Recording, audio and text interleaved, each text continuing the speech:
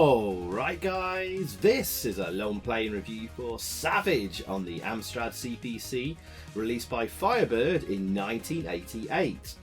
Now this is one of the most stunning games on the Amstrad, both in terms of its looks and how smooth it plays. Now some may argue the gameplay isn't quite there, but we'll get onto that shortly. However, it's high time I checked out this classic, and it's definitely a game to show off to people who are dismissive about the Amstrad. Before we get to the game, just check out this appalling advertising campaign. This surely hurt sales. At least a later advert added screenshots, but really all they needed to do was fill a page full of actual screenshots and nothing else, and this would have sold a lot better. But anyway, let's get into the game.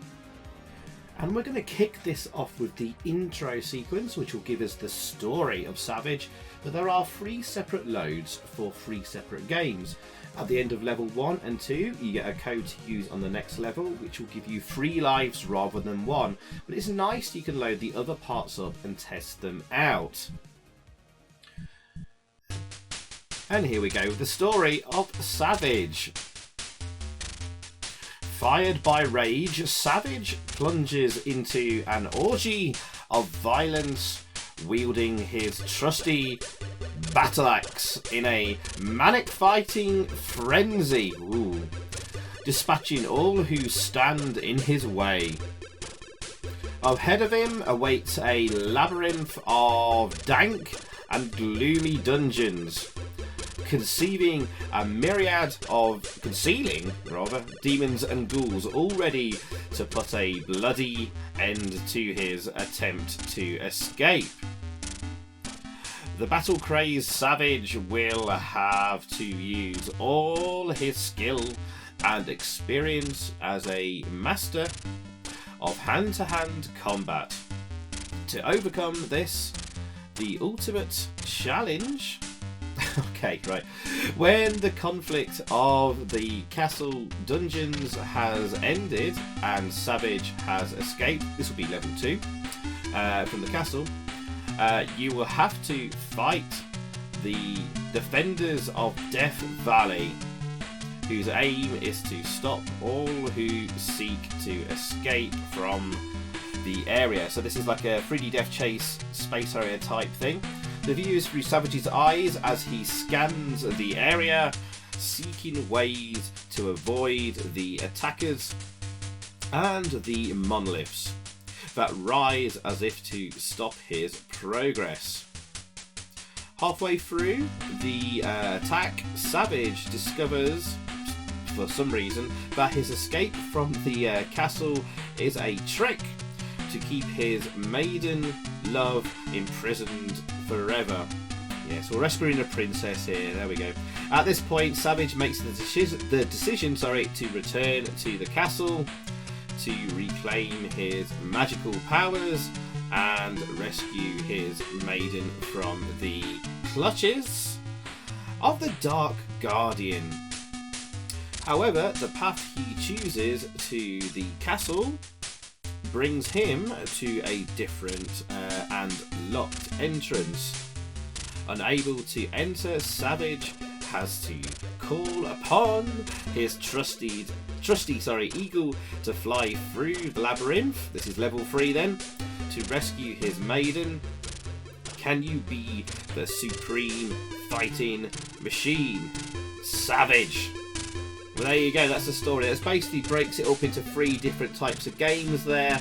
So we're going to have a run and gun hack and slash in level 1. We're going to have a 3D Death Chase meets Space Harrier game on level 2. And level 3, we're controlling an eagle flying through a rather simple maze, scrolling in all directions. Anyway, we'll get onto that as we move on. And some extra little credits there, which I'll let you guys read and listen to the music here, which is kind of cool. So we've got coding by David Perry.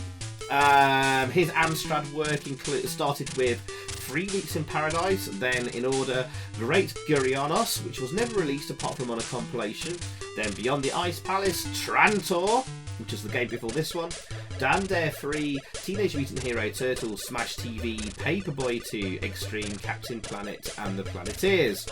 That last one was not very good though, sadly. But all of his other games were fantastic. And working alongside him is Nick Bruty.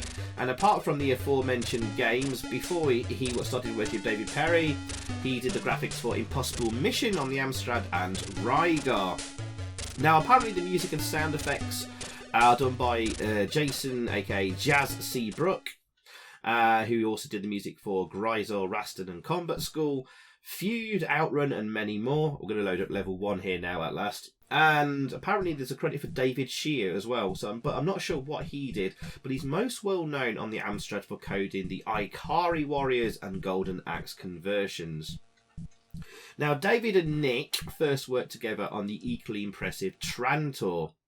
And after that, they decided they should become a team together. And the dynamic duo's next game would be Savage. And here we are. So this was a deliberate follow-up to Trantor, with them determined to go even bigger and better. Hence why this is split into 3 separate games and loads, so they could achieve this. And, right, yeah. So we're going to kick things off on level 1 here. I'm just going to move left here quickly because you get messages saying, like, other way. I love the little messages that pop up. Anyway, right, that's why I moved left first. But as you can see, guys, wow. Look at that huge sprite there. Look at the animation there. Look how smoothly sprites move around. Look at the crazy explosion effects. Look at the really smooth scrolling. Sound effects are okay. Shame there was no music on the title screen there. And now we've got some platforming action. So it's a horizontally scrolling, almost a shoot 'em up. Some people call it a hack and slash, but we are throwing a projectile here. I do kind of dislike arcing weapons like this axe here. They're quite awkward to target enemies with, but use like basically the power-ups that the enemies drop there. Look, there's lots of shields. My energy is really low, but the barrels there, when you destroy them, will drop a green vial that will restore your energy. So basically, just get to this first dungeon section here, and you'll have power-ups to get. So it's about working your way through, blasting through, and getting to the next section. Or boss, here's the first Dungeon Guardian. Sorry, second Dungeon Guardian, my apologies. And this one should drop a green vial anyway to restore energy. There's a green vial. Excellent. So the game does appear to be rather unfair and difficult to start with, but it's about working your way through getting to these power-ups.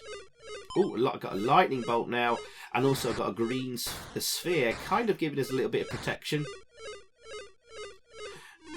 Now it's all about timing your jumps here and just moving as quickly as possible and blasting away. I will say the gameplay here perhaps isn't the greatest. You kind of just like bluster your way through, blasting away furiously and hoping to survive to the next bit where you know there's going to be an energy restoring vial like here. Here's the third dungeon boss. Thankfully he's not too hard. And this is actually quite a short level. We're about halfway through anyway. Now these platforms start falling into the flames and the lava or whatever. So it's all about getting your timing right there. Off we go. But yeah, this level is clearly inspired by the run and gun of Trantor, the last game, the previous game that Nick and David worked on. In fact, it was the first game they worked on together, and they both agreed that they worked really, really well together. Nick is an extremely talented graphics artist, and David is probably one of the most talented programmers, like insanely talented programmers around. From back then, back in the day, to even up to today. He's one of the most successful programmers in the world. I will talk more about his success later on. But it's really, really cool that basically David and Nick both started on the Amstrad. And I'm forgetting Nick here. Nick is extremely successful himself as well. But we'll talk more about that later. But yeah, this level is obviously probably reusing a lot of code from Trantor, just to get them started, probably. And then once they got this level nailed down, they started dreaming up what are we going to do for level 2 and what we're going to do for level 3. Well, wait and see, guys, because it's 2 totally different games coming up. And basically Savage is great value for money because you get 3 different games in one, essentially. Yes, it's a bit annoying it is 3 separate loads, but there's no way they could have fitted all that in into 64K of memory, which is what this is. I am playing this on a 6128, but I don't think there's any difference between 64K and 128K Amstrads. Now, you can actually skip past these bosses. It's dangerous to do so because they'll probably end up draining a lot of your energy, but it is possible to do so, but we are going to kill the bosses on this level. As you can see there, lots of pickups there, including energy pickup. Those blue vials sort of floating around, they drop a shield, which just protects you. But be warned, guys, your energy does drop down by itself over time anyway. So your energy is sort of constantly trickling down, which is really, really annoying. Look, there it is. It just trickled down there, that white bar. The red bar fills up when you pick up like the blue sort of things there. There's one. The blue jewels. I'm not quite sure what that is. Maybe it's some extra temporary energy if your energy completely runs out. Not tested that out exactly, but there we go. We've got to the end of the first level, and we get a code, which is wrong. There's a spelling mistake. There's too many B's in that code of Sabata. It's actually 1 B there. Sabatta,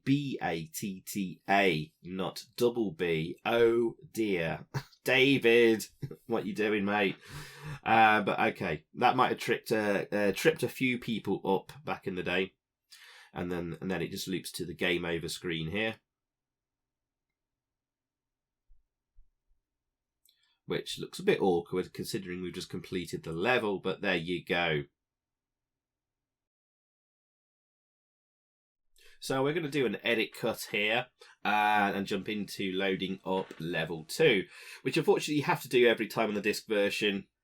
You basically have to reset the computer and then load up the menu, at least on side 2 of the disc. There is actually a loading screen on the cassette version, but that's missing on the disc version. I may put that at the end of the video or something so you can see what the loading screen looks like. Oh, we actually get some nice music on the title screen of level 2. So as it says there, you can only practice with 1 life if you don't have the code from level 1. My god, you're going to need as many lives as you can here. You only get a measly 3 lives. And this level is extremely tough. And this level caused me much frustration. So there you go. Choose between the joystick or keyboard. I've got a slightly different look of the menu here compared to the first level's menu. And we're going to let the music play out just for a little bit, and then we're going to enter the code, and then we'll start off on level 2. Which is, most people think this level is inspired by Space Harrier, and it was partly, but it was actually the Specky Classic 3D Death Chase. With them both being amazed, i.e. David and Nick, that no one had made a sequel to Death Chase. So they wanted to do their own version. Right, now I'm going to enter the code here now. Sabatta with 1B. So the flashing screen there represents when I do a key press. And there you go. That's now correct, and we now have 3 lives. So let's kick things off here. And yes, very Death Chase meets Space Harrier. Now, Nick says that most of the memory went on the scaling animated monolith sprites that open their mouths and then stick their tongues out at you. So look at that very carefully. I think that's very, very cool. And this moves really nice and smooth and actually at quite a decent speed. Now, there's 3 sections to this level. You move on to the next one, or the end of the level, by killing monsters and your score reaching a certain value. It's 5 points per monster, and to get past this first section, you need to score 50 points. So here's the last school to destroy, and then you move to the next level. There you go. Some people think it's about distance, so just avoid the monsters and the monoliths as much as possible. But actually, no, it's a point value. You've got to kill the monsters as quickly as possible. The longer you stay on this level, the more likely you're going to crash into these monoliths. Now, I've done this without losing a life, but my God, this was a mammoth task to do. And many attempts were made on this second level until I cracked it. God, this level is frustratingly hard with the monoliths, and my advice is to keep sort of pushing left or right and keep moving in that direction. I'm not really using it here. There we go, there we go. But I know there's a monster nearby, so I want to kill them as quickly as possible. These green ghosties, they look a bit like the ghosts from the Ghostbusters game, actually. They now fire a projectile at you, sort of a spinning ball. But like if you stay sort of if you stay pretty much still without moving left and right, it seems like more and more monoliths kind of spawn at you. Oh, that was really close there. So my advice is to sort of keep pushing left and right as much as you can, but I'm trying to do this here by killing the monsters as quickly as possible. They keep spawning quite close to me, which is handy. So I'm taking a bit of a risk here. Anyway, this section, well, as you can see, you actually have now turned around, and you can see the castle in the background, which wasn't there before. So if you remember the story, Savage escapes. I don't know why he's got a flying ability, because of it actually says you've lost your magical powers, but anyway. And then suddenly he realises that his girlfriend, or maiden as the manual says, is still locked in the castle. So he's now turned around and flying back to the castle.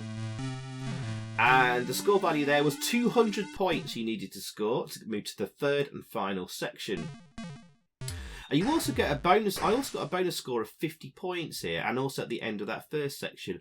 I don't know if that's because I did it without dying or losing a life. I haven't tested that. I only just noticed whilst recording the commentary that I got a bonus score of 50 points.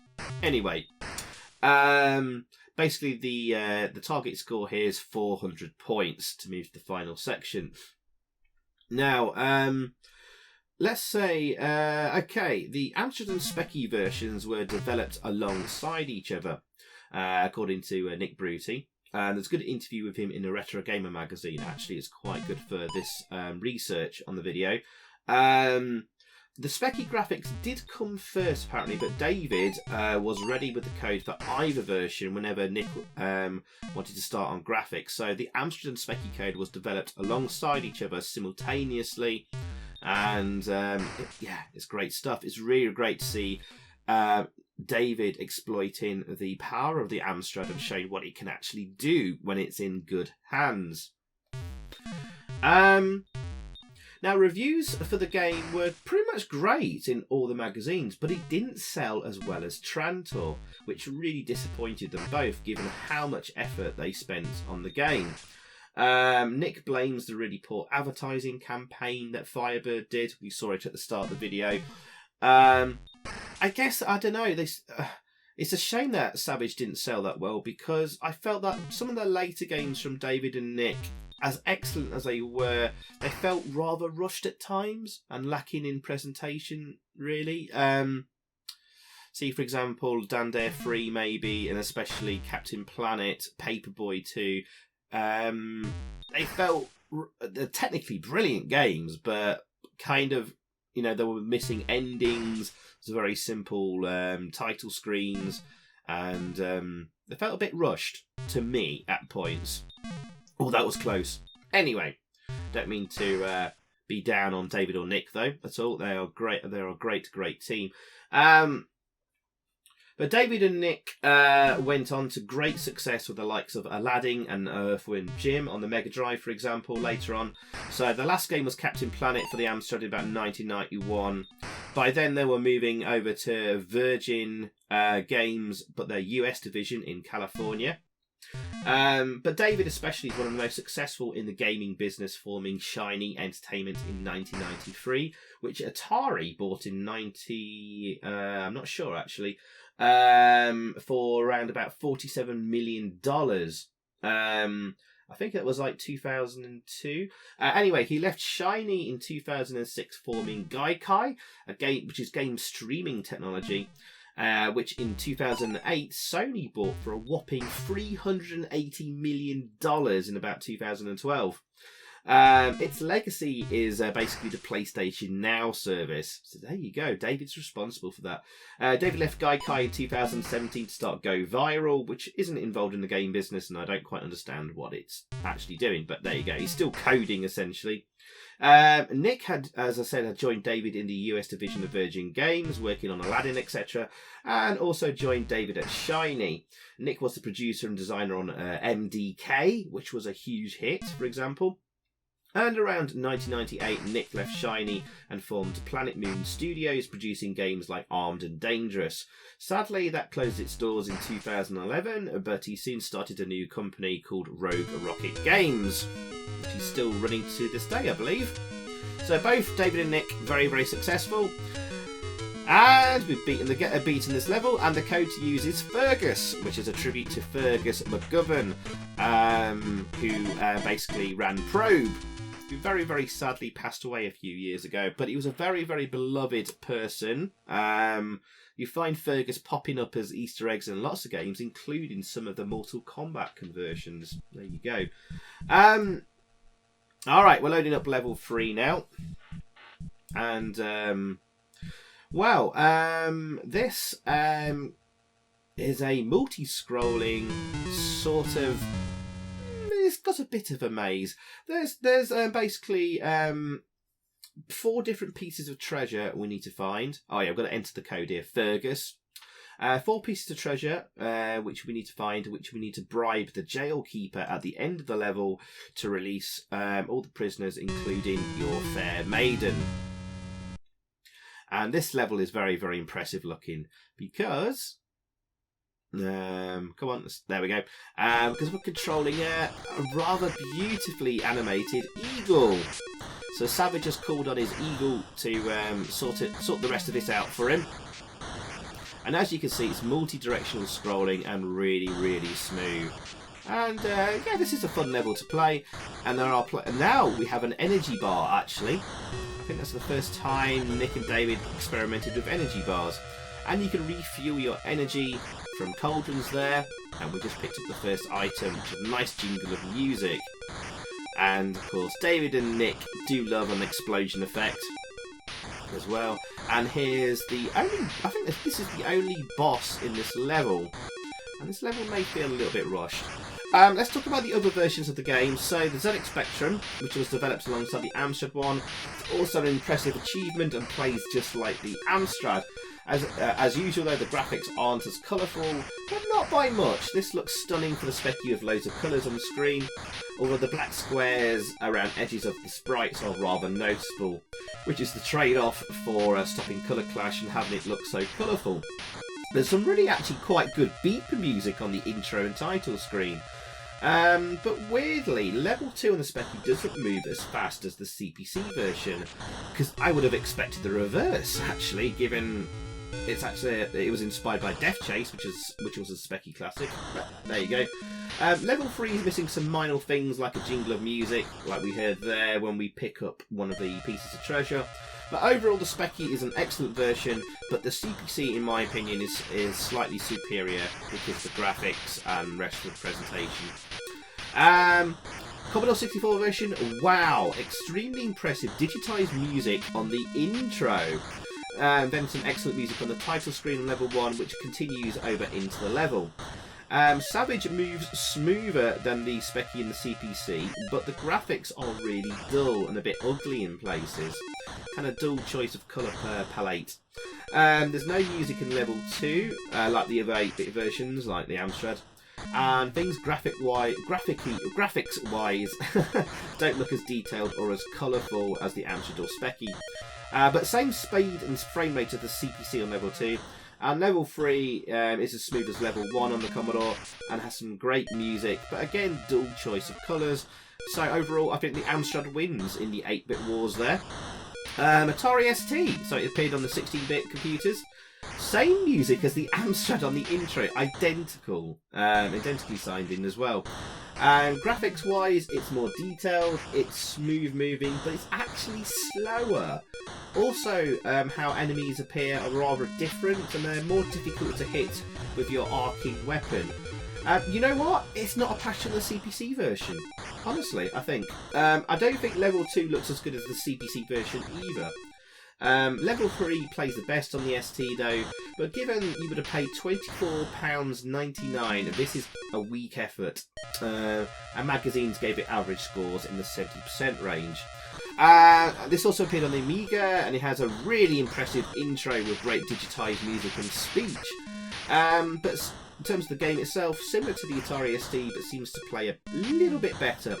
The music is both excellent and annoying at the same time, being a kind of techno dance thing with lots of samples that doesn't suit the game and may get on your nerves after a bit. But there's no denying the sound quality is excellent, and it also has a nice ending screen with a nice-ish pick. Lastly, this also appeared on the PC MS-DOS. It has awful beeper music, and the game is really slow and a bit laggy with a poor frame rate. It's relatively colourful though, but it's probably the weakest version of them all. But so overall, guys, I think the Amstrad version is the best. Really, I do, and I'm not trying to be biased here. I mean, this was reviewed in Amstrad Action magazine issue 39 in December 1988. And they said, without any shadow of a doubt, the best graphics ever seen on a CPC to date. And you can quote us on that. Wow. And they were extremely impressed, and they say it would have achieved master game status, i.e. over 90%, if it wasn't for the difficulty, making special mention of level 2 being especially frustrating. And I have to agree with them on that. Level 2 is bloody hard. And then they also questioned its long-term appeal. So they gave the graphics 95%, Sonics 68%. What? Odd, because they stated several times it sounds brilliant in the review. Grab factor 87%, staying power 77%, and an overall AA rating of 86%. And I'll give my review after there we go, we've just finished the game there. And we get our ending screen here. Congratulations, you have saved all your fellow prisoners and are a savage no longer. With the courage you have shown, you are a true champion. But did you do it properly? If you cheated, then try to play the levels again properly. Chicken! Press any key. And there you go. So as for my review, it just sneaks a 9 out of 10 from me. Just. This game is frustratingly hard, and maybe more time needed to be spent tweaking the gameplay itself. Technically, it is absolutely amazing what they've done here. And almost, you know, gets almost full marks for that. But it just falls down slightly on the gameplay and how difficulty is balanced. And level 2 is just, there's too many monoliths being thrown at you. Just take 1 or 2 monoliths out and that level would have been perfect.